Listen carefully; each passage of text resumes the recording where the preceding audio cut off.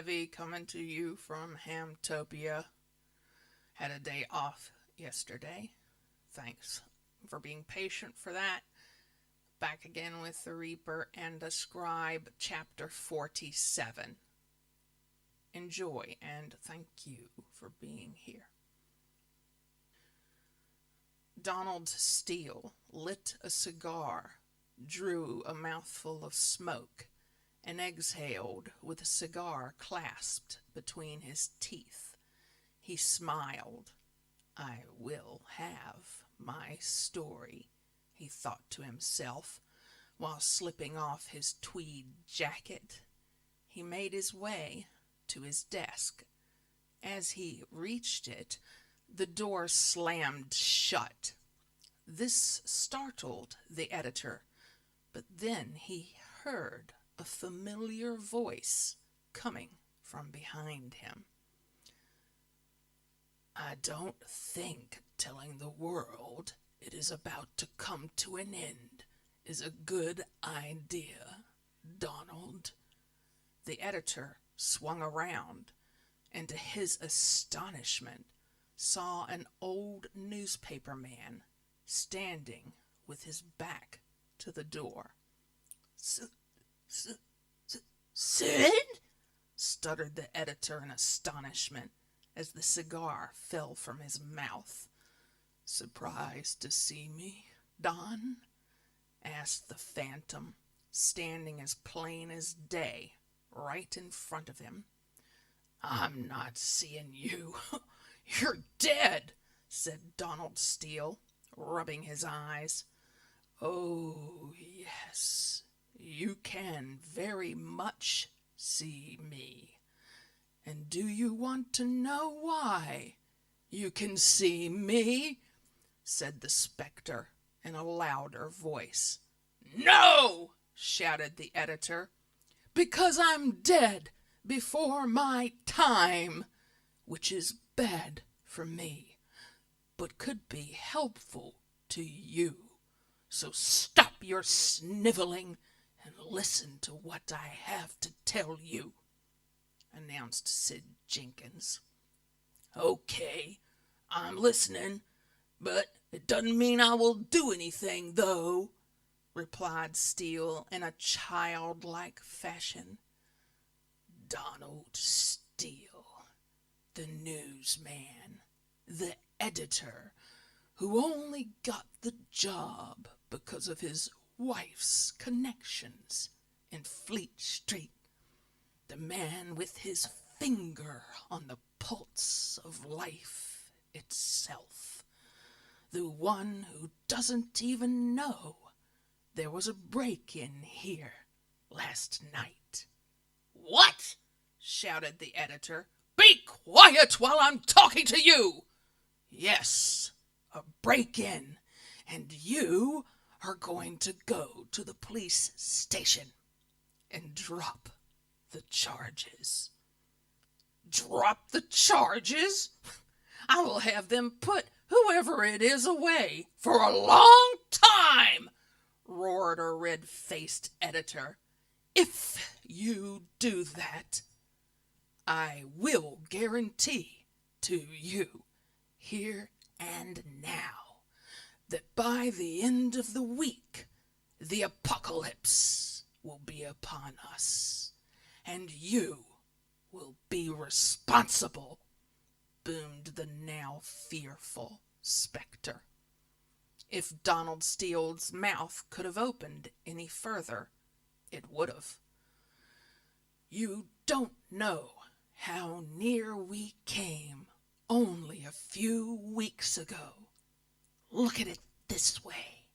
You can have the real headline story, or you and everyone else on this planet can join me. If you want the latter, do nothing. If you want the story of all time, with you being its editor, go and get Jeff out of prison.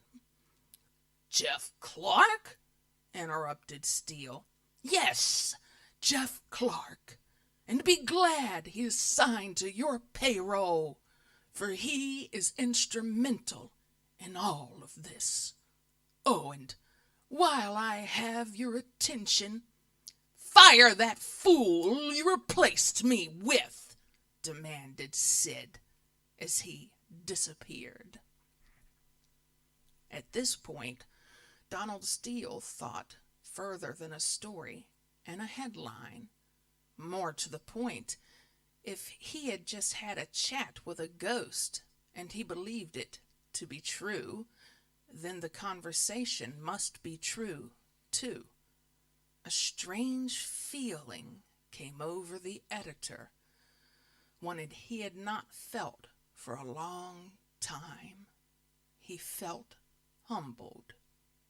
He remembered starting at the paper around the same time as his then friend Sidney Jenkins.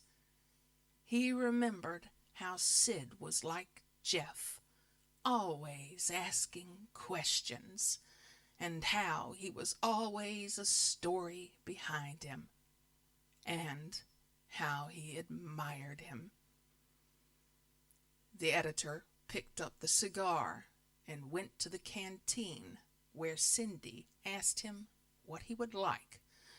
He just smiled at her and said, "A cup of tea would be nice, my dear."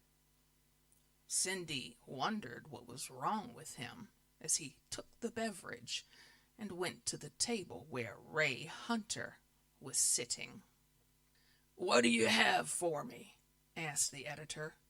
"I did have a great lead, but someone broke in here last night and stole my stuff," was the quick reply from the journalist. "You would have had your important stuff on you, though," pointed out the strangely quiet editor. "No, I didn't. The thief made away with everything I had," was the response. "Well, this makes things easier for me, then. You see, normally at this point, I would shout, 'You're fired!' followed by, 'Get your things and get out!' But I don't need to do that," smiled the editor. The newsman looked relieved as Donald Steele rose and started walking away. Turning back, the editor said, "As you don't have anything, just get out. You're fired!" The editor triumphantly left the canteen and asked Cindy to let his secretary know he was going to the police station. The chief inspector came down the stairs at the station. "You are in early, sir," said the desk sergeant. The chief just nodded in an embarrassed way and asked if there was anything new. The sergeant informed him that Jeff Clark was in cell number 4 and that he was in there for breaking and entering. "Jeff Clark? Breaking and entering? Give me the keys," said Johnson. Glenn Simpson gave him a bunch of keys, with the one for cell number 4 protruding outwards. Paul Johnson quickly snatched them and made his way through the heavy door to the cells. The anti-clockwise turn of the brass key revealed the inmate, a very scared-looking Jeff Clark. Chief Inspector Paul Johnson walked into the cell and sat at Jeff's side. "What's all this about, Jeff? You were the last person I expected to see in here," said the chief, trying to put his young friend at ease. "You won't believe me if I tell you," said a despondent Jeff.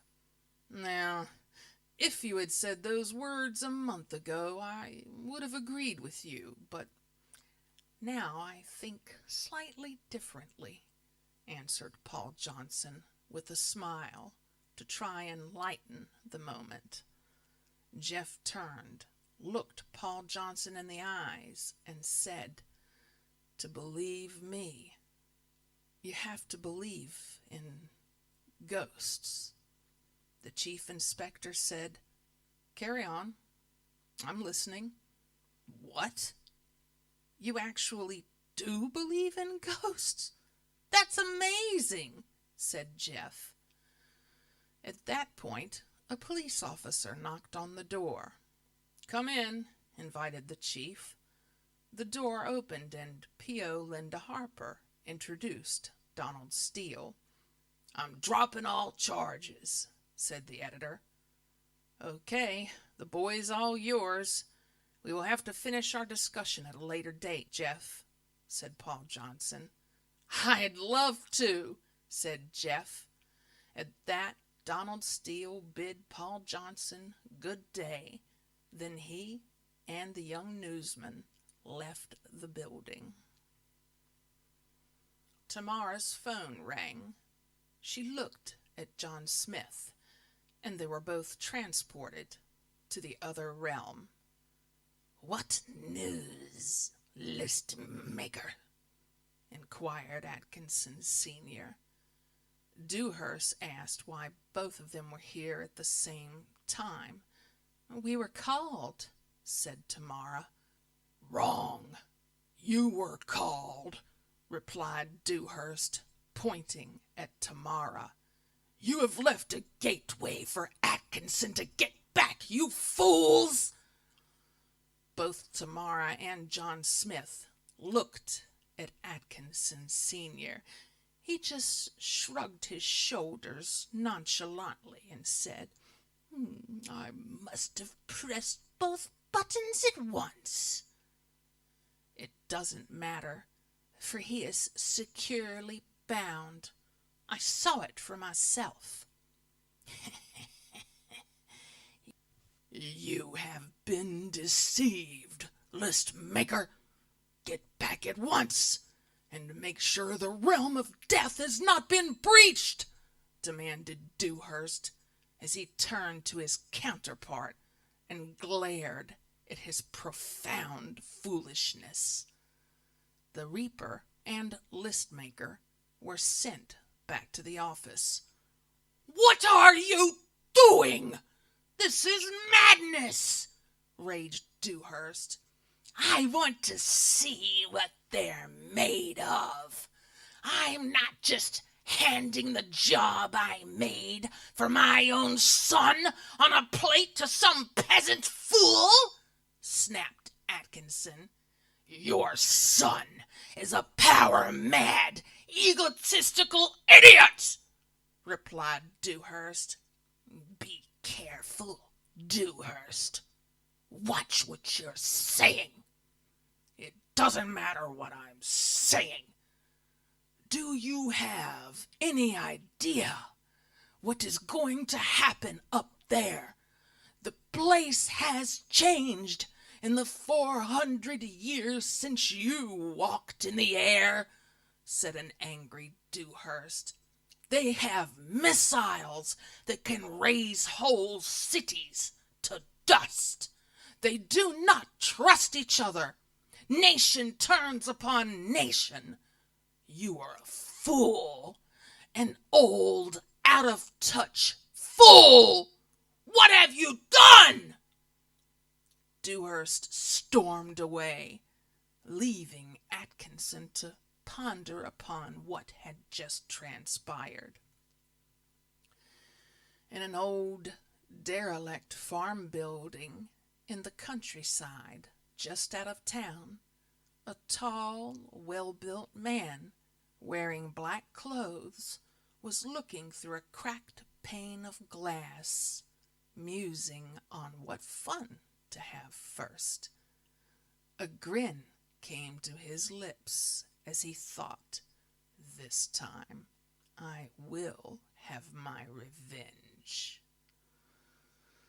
As Tamara and John Smith returned to the plane of existence, Tamara ran to the window and stared out at the town center. "What was that all about?" said Smith. "John, he is out there, and he knows where we are. He could get us at any time," said Tamara. "Relax, Tamara. Atkinson and Dewhurst won't let anything like that happen," comforted the new reaper. Tamara spun around and said, "It's lesson time, John. We are the ones who can do anything here. Unless they are here, they are powerless to help.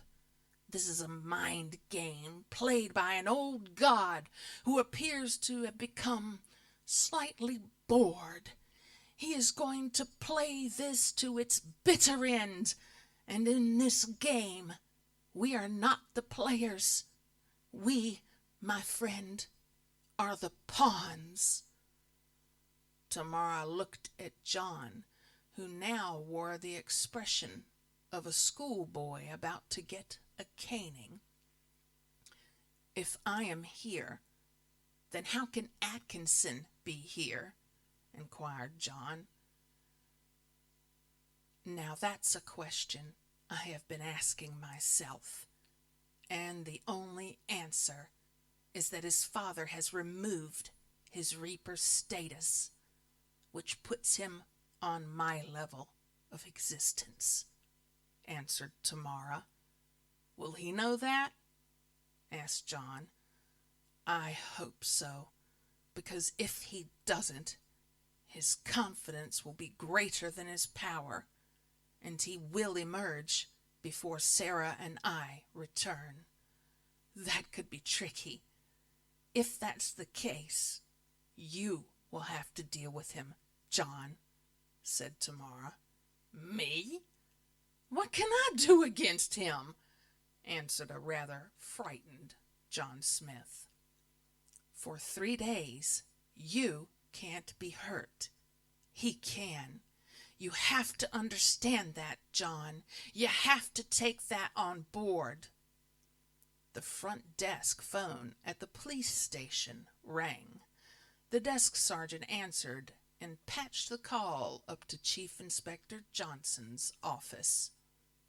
On hearing the caller's voice, Johnson froze for a second, for it was none other than the man that he'd seen being zipped into a body bag a few short weeks ago. "Can I help you?" said Johnson eventually, after what had seemed a very long pause. "Dispense with the pleasantries, Johnson. You know who I am," growled Atkinson. "I know who you are, and I now have knowledge of what you do in the grand scheme of things.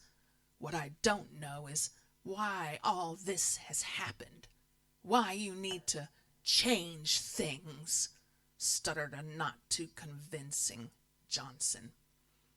"Because when I came back, I wanted to bring the old firm into this 21st century of yours, but you and your meddling people put a slight pause on my plans. However, I am an immortal being, and you will soon be dead," stated Atkinson. "Well, before I'm dead, let me let you in on a little secret. I know you have to be here for 3 days before you are invincible.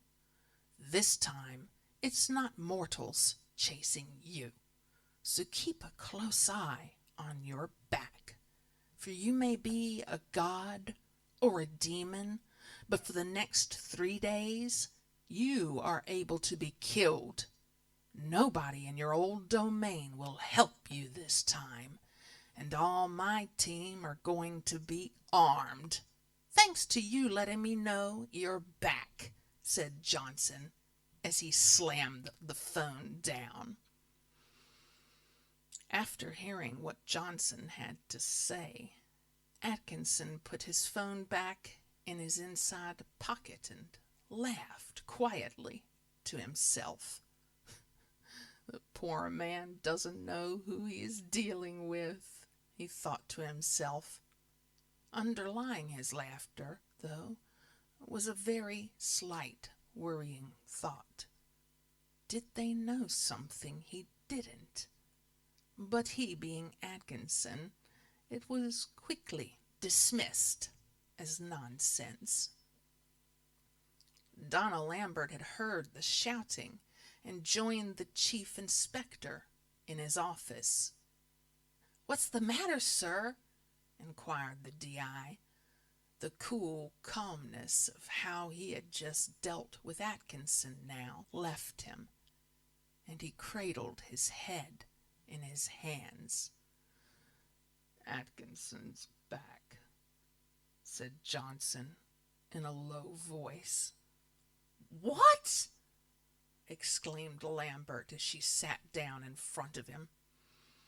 "Come on, get your coat," said the chief.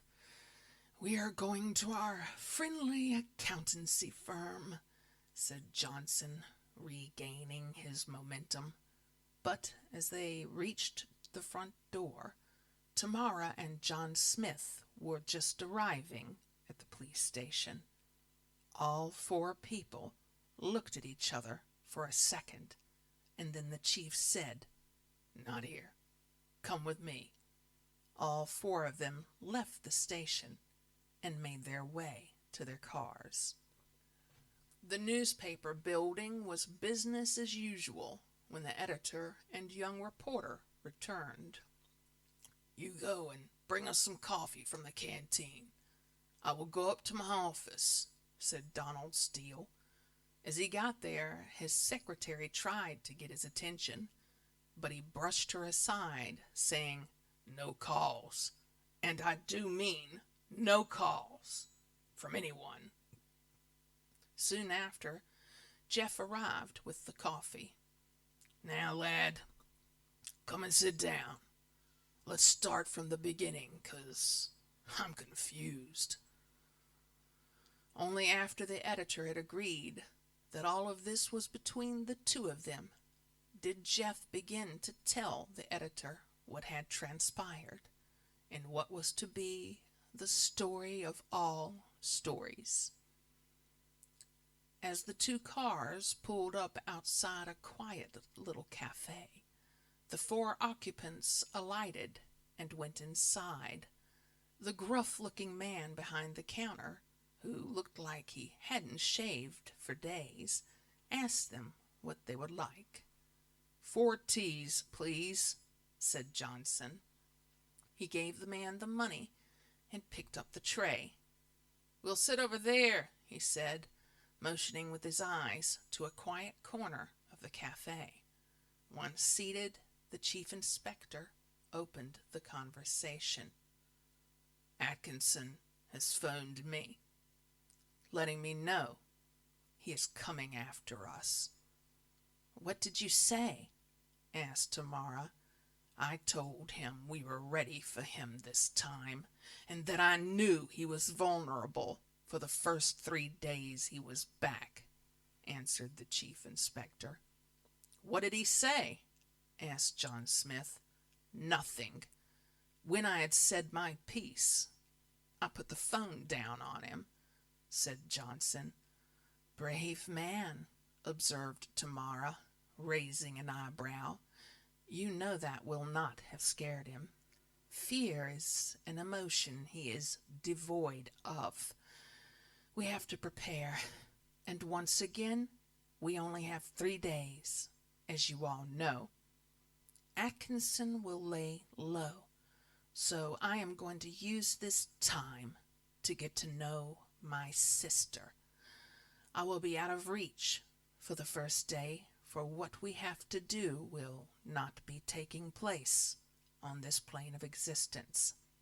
John is going to be at the office. Atkinson cannot go there now. His surrogate has taken his place. They cannot be in the same place at the same time, and that might prove to be an edge for us, said a back-to-her-efficient self, Tamara. The chief inspector said, I will get Gavin and Jeff and bring 'em up to speed. While you work with Sarah, getting Atkinson on your side of the rainbow, we will work on doing it in ours. Hopefully, we will get him somewhere in the middle, said Johnson, and the tea party broke up. Not long after arriving back at Gavin Jackson's apartment, his phone rang. On answering, he handed the phone to Sarah. Tamara told Sarah that she needed to come to her and would be there in 25 minutes. Sarah said she would be ready and turned to Gavin. Putting her arms around him, she told him that she had to go. Gavin kissed her and said, just a few short weeks ago, you were Slab Girl, a crazy little thing running around, annoying everyone. But look at you now. You just make sure you come back to me, he said. I will, she whispered in his ear. The quiet of the moment was broken by the intercom buzzer. We will be right down, said the coroner, regaining his composure. As Tamara waited in the car parking area, she saw Gavin and Sarah's elevator door swish open. They walked to where she was parked. Hop in, sis, smiled Tamara. Gavin, you might want to make your way to the police station. I think Paul wants to see you. With that, she gave Gavin a little smile and drove out of the car park, leaving tread marks on the ground and him watching, wondering if he would ever see his darling Sarah again. Paul Johnson was back in his office. Donna Lambert had gone to pick Jeff up from the newspaper building, and Gavin Jackson was making his way to the police station. The only one missing was the one in the middle. John Smith was sitting at his desk, deep in thought, when his special phone rang. On answering, he was summoned to the other realm. Upon arriving, a heavy sense of unease filled the chamber where he stood as Dewhurst walked in. Before Smith could speak, Dewhurst told him to be quiet and listen. It is impossible for two of your kind to be in the same spot at the same time. You are going to need help, boy. You are no match for my foolish partner's idiot son. I have never known a situation like this. Even we, down here, do not know the outcome of what has been put in place. If death does ride out on his own, there can be only one end. For if death rides, then so too will war, pestilence, and famine. In short, the apocalypse, and not just for humankind, for everything that we know. Unlike my somewhat unsteady friend of all time, I cannot let this happen, and in the end, sacrifices will be made. For now, protection is needed.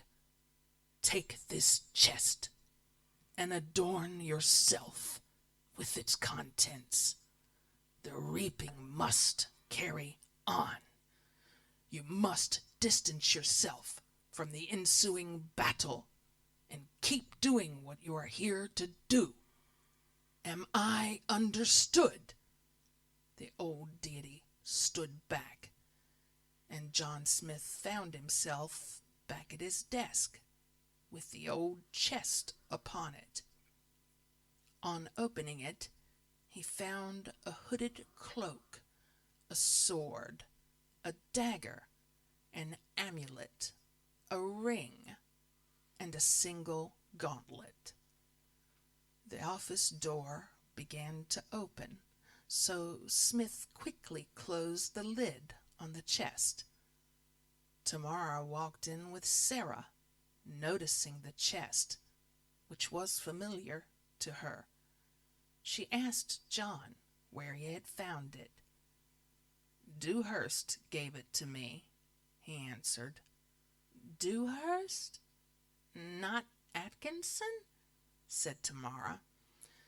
"I got the opinion that Mr. Atkinson wasn't aware of what his partner had given me," said Smith. "I know for a fact that he doesn't know, for that is Atkinson's own armor, the strongest armor in existence. So why would he give it to you?" said Tamara. "He said something about sacrifices having to be made. I must stick to the reaping, and that Atkinson Jr. and I could not be in the same spot at the same time. I think I'm supposed to wear this armor all the time," said John Smith. "You can wear it all the time, because once it is on, only our kind can see it. But beware, John, because although it will protect you, it will also engulf you. It will take over your thoughts. It is magical armor that will take your life force. That's how the armor gets its power.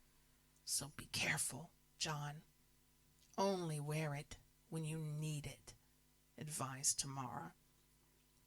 This new development with Smith and the armor worried Tamara, but she had a job to do and not long to do it.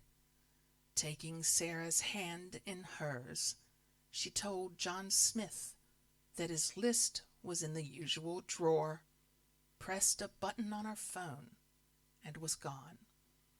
John Smith was left staring at the case in front of him. Tamara was in a place somewhere between the two domains, a place where she could train her sister without having to worry about Atkinson and his whereabouts. By now, everybody had arrived at the police station, and Paul Johnson was the first to speak.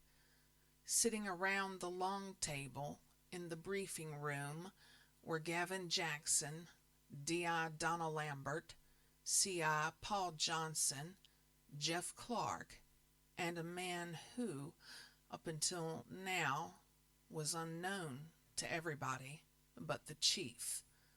"This is Captain James Woodard. He is our liaison with the Army, and this is what this meeting is about. The question is, do we try and deal with this ourselves or hand it over to the armed forces?" Gavin was the first to speak. "There is a lot at stake if we don't get him this time, Paul. I know. That is why I might be handing it over to someone more equipped to deal with it," answered the chief. "Excuse me, sir, but who is equipped to deal with it?" asked Donna Lambert. Jeff just listened, not quite knowing what to think. "We have to see what Tamara, John, and Sarah come up with," said Gavin. "Where are Tamara, John, and Sarah?" said James Woodard. This was now quite awkward for Paul Johnson, because he had not told the captain of their involvement in all of this, explaining that one of them was teaching the other how to battle in another domain, and that the third one was the Grim Reaper, might prove tricky. "They're gathering information at the moment," said the chief, as he realized how hard it would be to explain all this.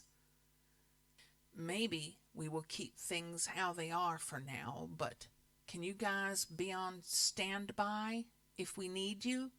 asked the chief inspector.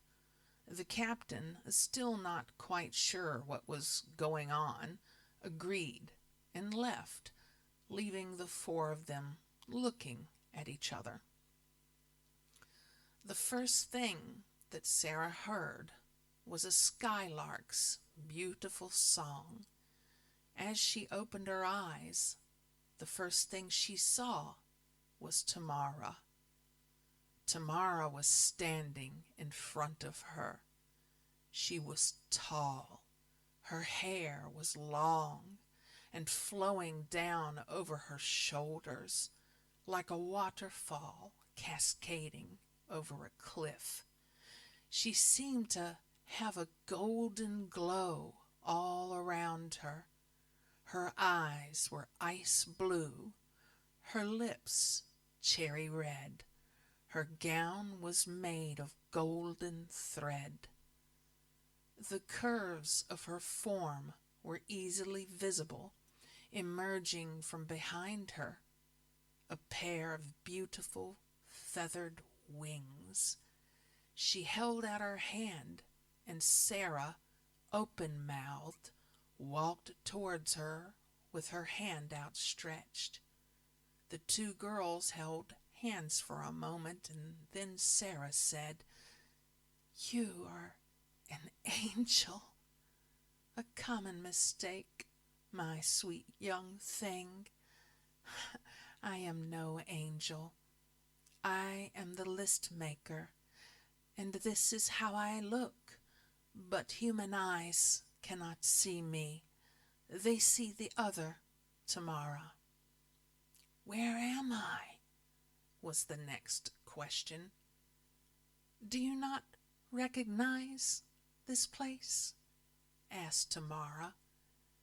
As Sarah looked around, her eyes opened wide. "It's home!" she yelled. "I haven't seen this place since my mom died." Tears began to well up in her eyes. "That's my house," she said, running to the small cottage. "Sarah, come back. These are but shadows of what once was.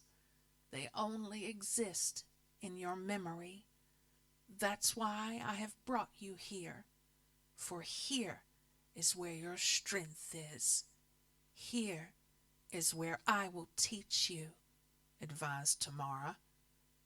"Do you remember our mother?" asked Tamara.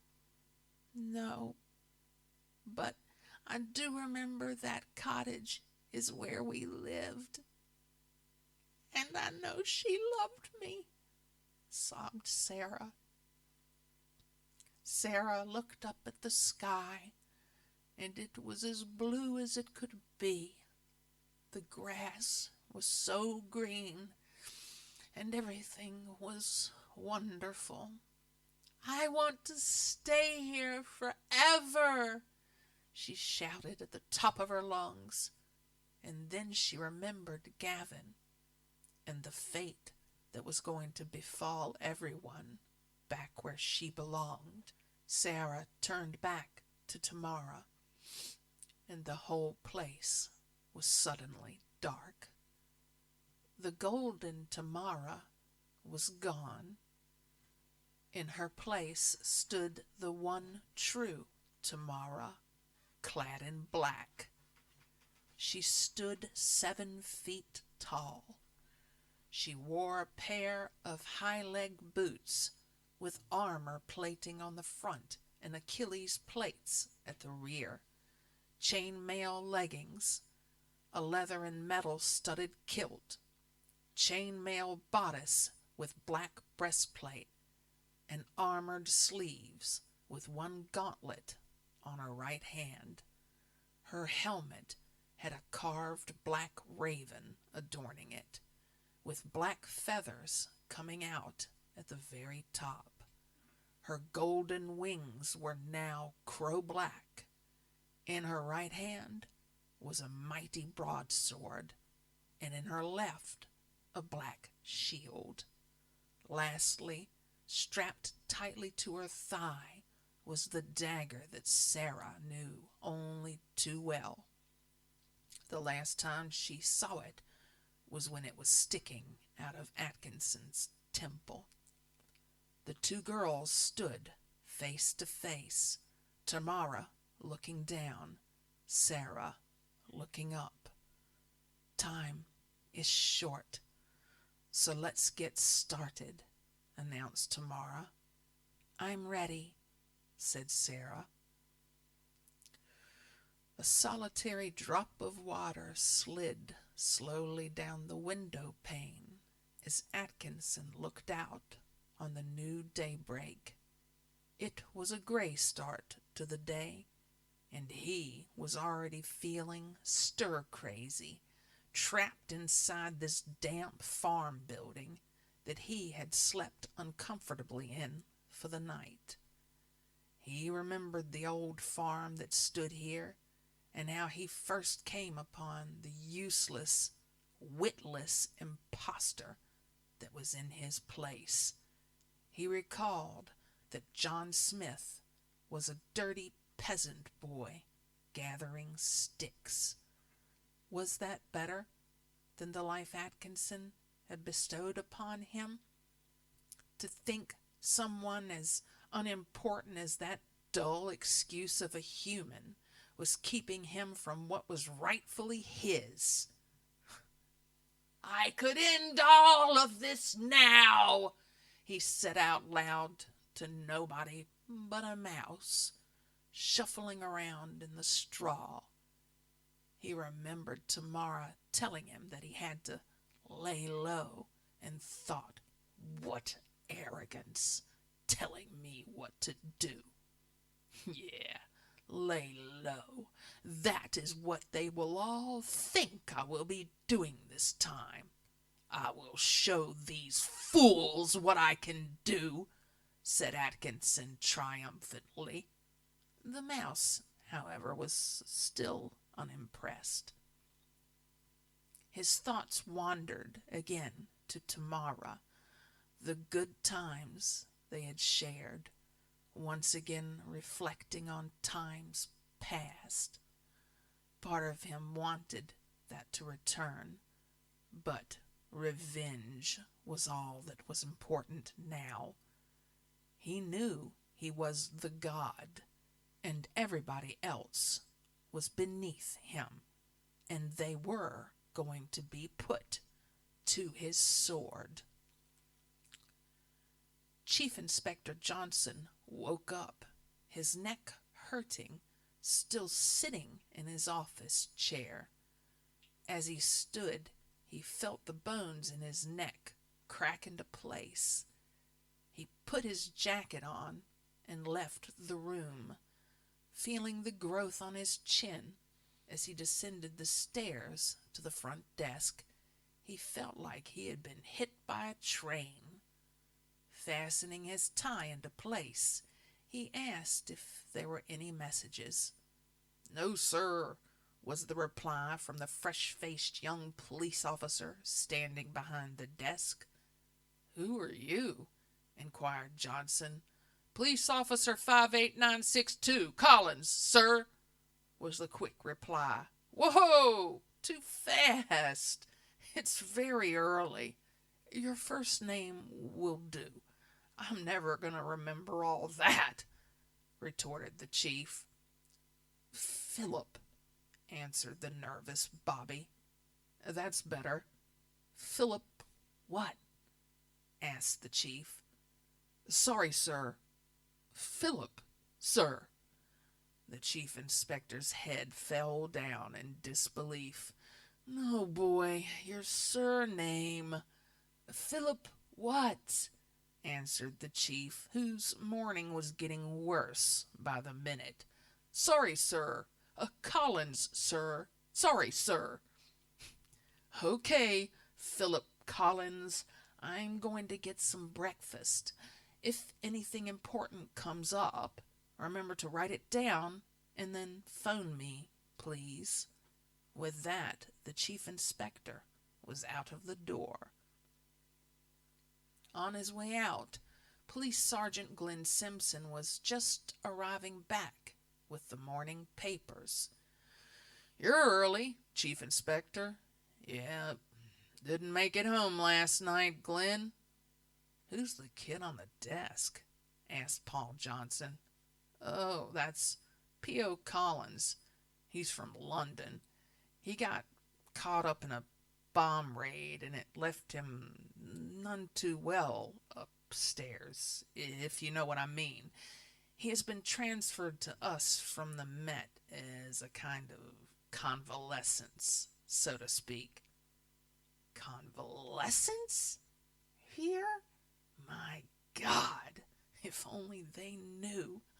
This would be the last place on earth they'd send him, thought the smiling chief inspector as he made his way to the car. Jeff Clark was already up and on his computer, writing up yesterday's strange meeting. This was going to be Jeff's role.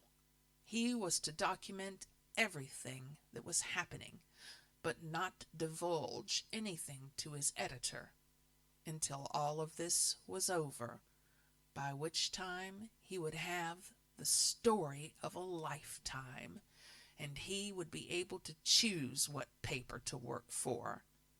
His fingers danced majestically across his keyboard as yesterday's facts were transferred from his notes to his hard drive. He wore a smile on his face, the smile he always wore when Cindy would soon be there. They had arranged a picnic in the park. The weather wasn't really nice enough for that, but he knew that whatever they did, it'd be great. Jeff's concentration was broken by his mother shouting him to breakfast. Jeff pressed the save button on his computer and headed towards the righteous smell of bacon and eggs. Gavin Jackson hadn't slept. His mind was racing. Only after he let Sarah go off with Tamara did the realism of what they were going to do hit him. Being a scientist, all this went against everything he had been taught. He was left wondering if he could carry on, knowing what he knew now. He wondered where science could fit into all of this. And more to the point, he wondered where it was all going to end. And what about the wedding? Would Sarah be different when she returned? How would he go on if she was different? He stopped himself at that point, and the calm Gavin returned. Clearing his head, he took a shower. After drying himself off, he put on a dressing gown and made his way to the kitchen. From his tower, the gray, wet roofs of the new buildings below seemed to emphasize the grayness of the day and his mood. Having finished his breakfast, he dressed, left the penthouse, and made his way to work. This was his day off, but he wanted something to do. The place seemed empty without Sarah, dropping a tray of instruments or harassing Tom. He soon decided that this was no good. All he could see was Sarah. She was everywhere. As he threw his jacket over his shoulder, he told the ever-efficient Tom Harper that he was going and he would see him tomorrow. As he left his place of work, he walked over to the parked Jaguar and threw the jacket onto the passenger's seat. After driving around aimlessly for a while, he arrived at Atkinson, Dewhurst, and Smith. He pulled into the alley at the side of the building, then put his jacket back on, locked the car, and made his way to the entrance. "Mr. Smith is expecting you, sir," said Mr. Braithwaite. "He is?" said Jackson, looking slightly confused. "This way, sir," said the elderly gent, as he slowly walked through the room towards John Smith's office. "Come in, Gavin," greeted John Smith. "It's always nice to see you," continued the reaper. "How did you know I was coming?" asked Gavin. "Sarah has gone off with Tamara. I thought it wouldn't be too long before you came asking questions. It's very natural that you would come and see me. I would have done the same thing in your shoes," said John Smith with a smile. Gavin managed a smile and an acceptance of what his friend had just said. "Tamara and Sarah share the same parents, and you will have to let go of your scientific way of thinking to understand this. They were both born many centuries ago, but they were parted at birth to keep one away from Atkinson. He would not have allowed both babies to live, for fear of the power their combined strength might wield. I was worried what would happen when Atkinson Jr. arrived, for the same reason. So that's why they have lived two very different lives. Tamara has always lived a supernatural life as Atkinson's list maker, whereas Sarah has lived and died the way you understand. They have been kept apart until I deemed it necessary to combine their strengths. And now is that time. My partner's son will throw everything in your arsenal at you people. And for all your sophisticated weaponry, your only chance will be if the two girls combine their strengths." At this point, Gavin realized that he was no longer talking to John Smith. He was sitting in front of him, but he had a far-off look in his eyes, and his lips weren't moving. Gavin slowly looked around to see if there was anybody else in the room, as the voice began again. "Stop looking around and heed my voice. Do not get in the way of what those two girls are doing. That is, if you want life as you know it to continue." The voice was silenced, and the daydreaming John Smith came back to his usual senses, still looking a bit dazed. "Mr. Dewhurst," said Smith. "Actually, it's me, Gavin. You all right, old boy?" "What just happened?" asked John. "I think your Mr. Dewhurst was just here," informed Gavin. "Impossible. He can't be here when I'm here," said the reaper. "Well, he was here in spirit, because he just told me albeit through your good self, what was happening with Tamara and Sarah. Oh, said John Smith. I hope it was helpful to you, Gavin. I keep wondering when I'm going to wake up from this nightmare, said Gavin.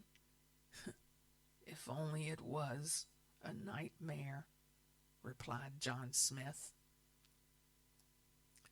Tamara took Sarah into a wooded area. The trees were tall and the grass was lush. All kinds of animals were grazing, trotting, slithering, and scrambling. Every bird was ornate, almost like the dreams Sarah had had when she was small. This is from your dream, said Tamara. How did you know what I was thinking? Asked Sarah. Oh, I see, she continued. Tamara smiled as the realization hit Sarah that she too had just read Tamara's thoughts. Wow! Exclaimed Sarah, giggling. How did I do that? The skills you will learn here are deeply embedded in your psyche. It's just a case of remembering, and that's where I come in. Am I going to be like this all the time from now on? Asked Sarah, looking slightly sad. No, my beautiful sister. You are the lucky one. You get to feel human feelings. You can love, laugh, cry, and you can now, in the blink of an eye, become a goddess, said Tamara. I wish I was a giant, gorgeous one like you, answered Slab Girl. Tamara took Sarah's hand and led her to the lake. Take a look at our reflections, sister, said Tamara. As Sarah looked down into the mill-pond still waters of the crystal lake, she saw Tamara, and then she saw the reflection of herself. She was amazed at what she saw. Matching Tamara in height, she stood tall and proud. Her attire was stunning. Knee-length armor-plated boots were laced up the front of her long legs, which were clad in chainmail up to her tiny gladiator kilt. Her sword was in its scabbard, hanging down by her right side, the belt loosely dangling from her waist. The chainmail continued over her body and down her arms. She wore a golden breastplate, inscribed with lettering that she could not understand, and shoulder plates of shimmering gold with large spikes protruding from them. On her right hand was a golden gauntlet. The crowning glory was the blondest of blonde hair, long and flowing, dancing in the sunshine, and a hairband that looked more like a small crown. She indeed looked like a fairy tale warrior queen.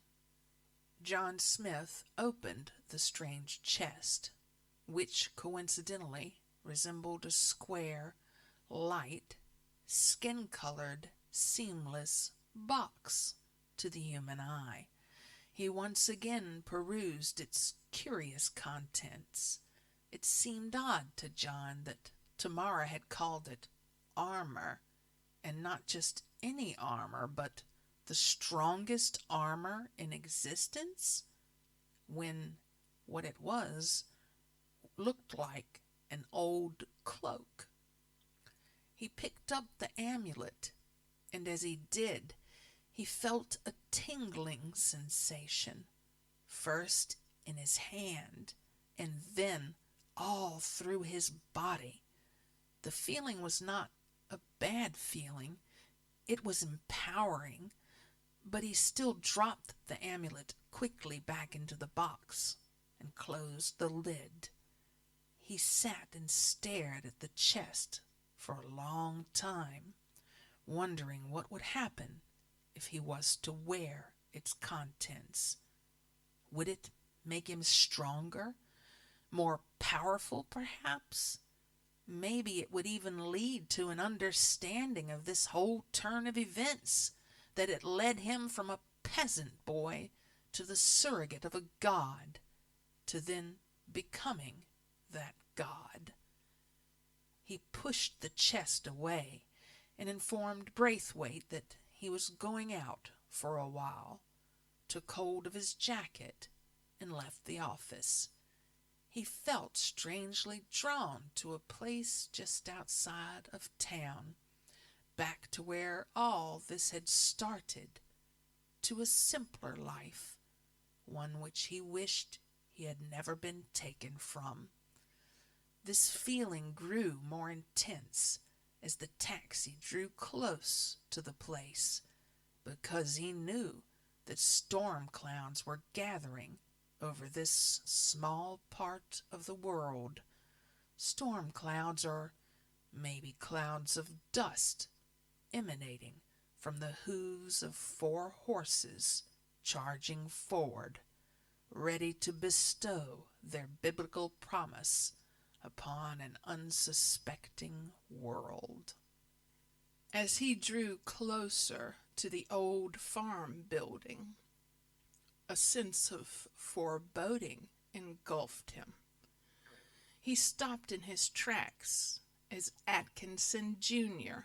opened the rotting door to the sound of dry, creaking hinges and a cloud of dust. "How brave of you to make my work easy, fool!" said Atkinson with a laugh. "I am unarmed," said Smith, with his arms held outstretched. "Even better," said Atkinson. "I take it you were going to try and kill me with boredom," continued Atkinson.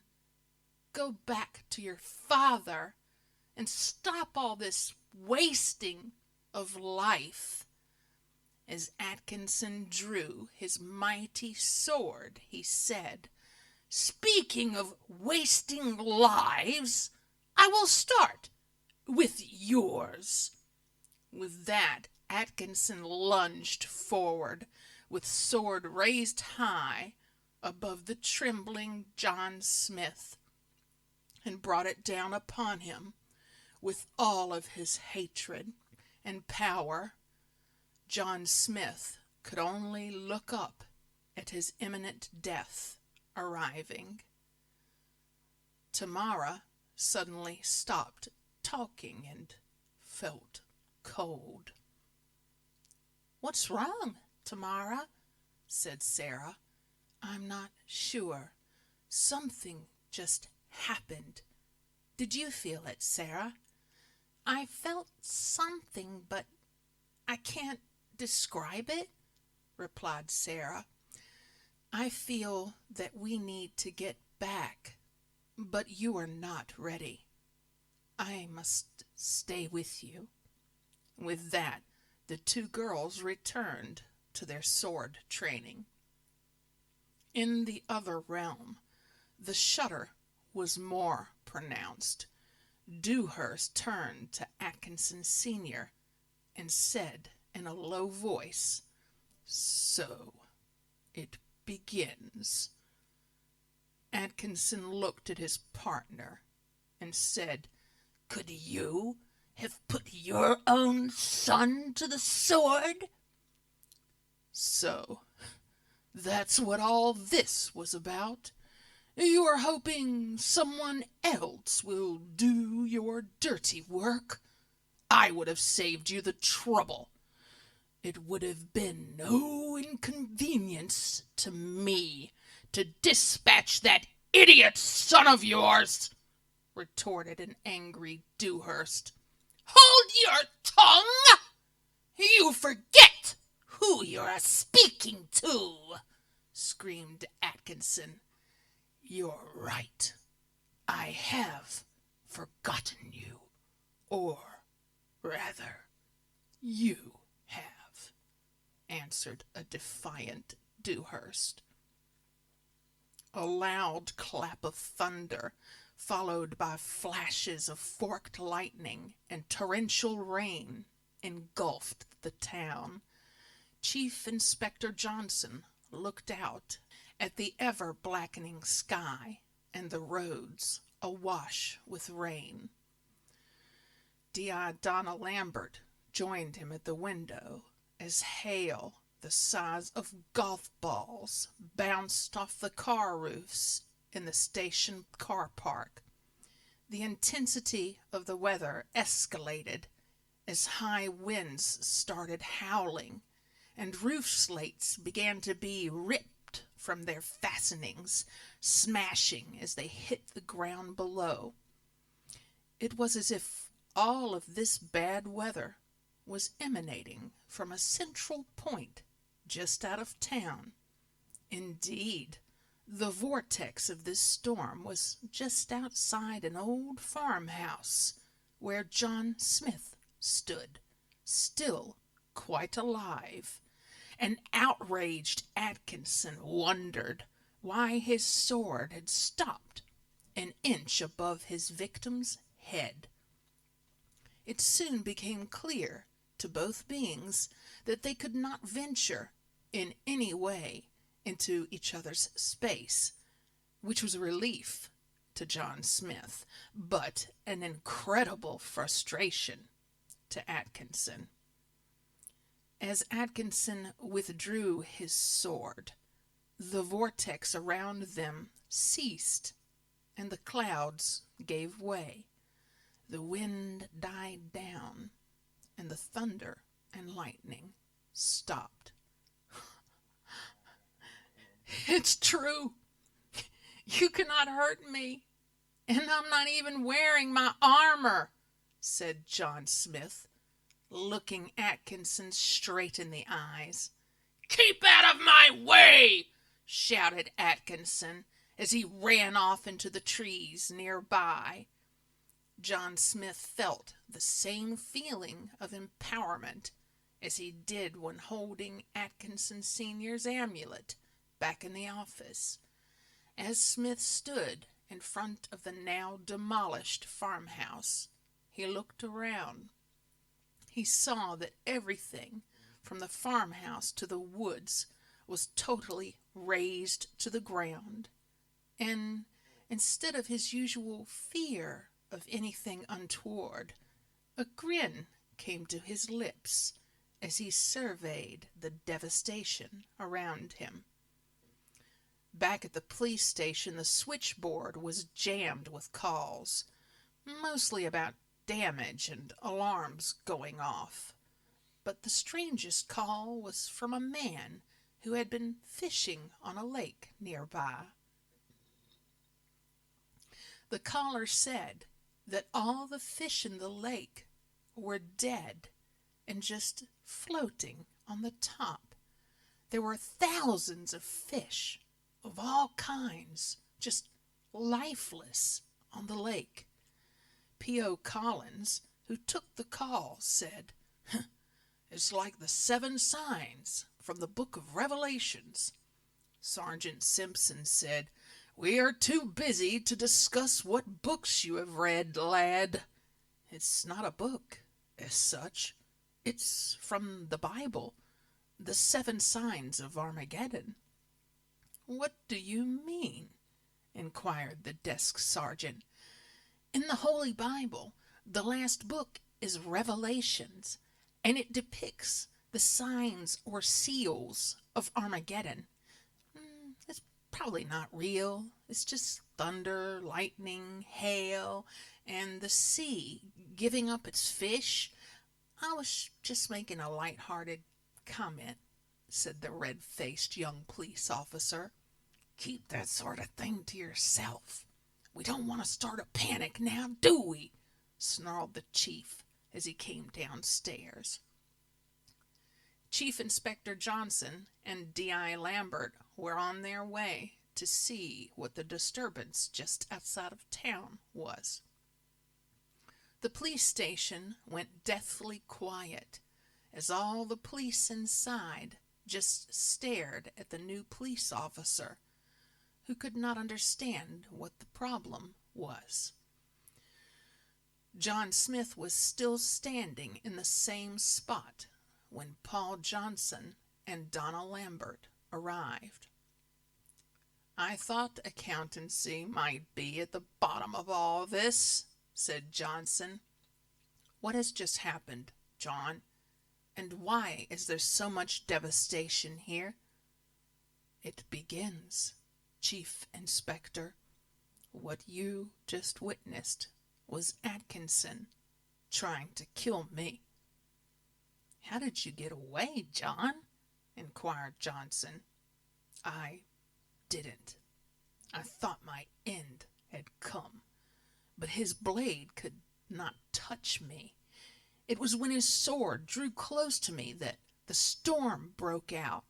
You see, we cannot be in the same place at the same time," explained John Smith. "Lucky for you, John. Let's give you a ride back. You look quite pale," said Paul Johnson. "I feel uncommonly strong," said John, "but I will accept your kind offer." The three people drove back to the offices of Atkinson, Dewhurst, and Smith. Atkinson's plans had taken a strange turn. He had not foreseen this problem with Smith, and wondered why Tamara wasn't with him. She should be protecting Smith at this time, and this left him wondering what could be more important. He had tried to seek out her mind, but was unable to. This could only mean that she was in another realm. All this was quite puzzling to Atkinson. He started to think that there was a plan afoot to outwit him. But he was Atkinson, and he was invincible this time.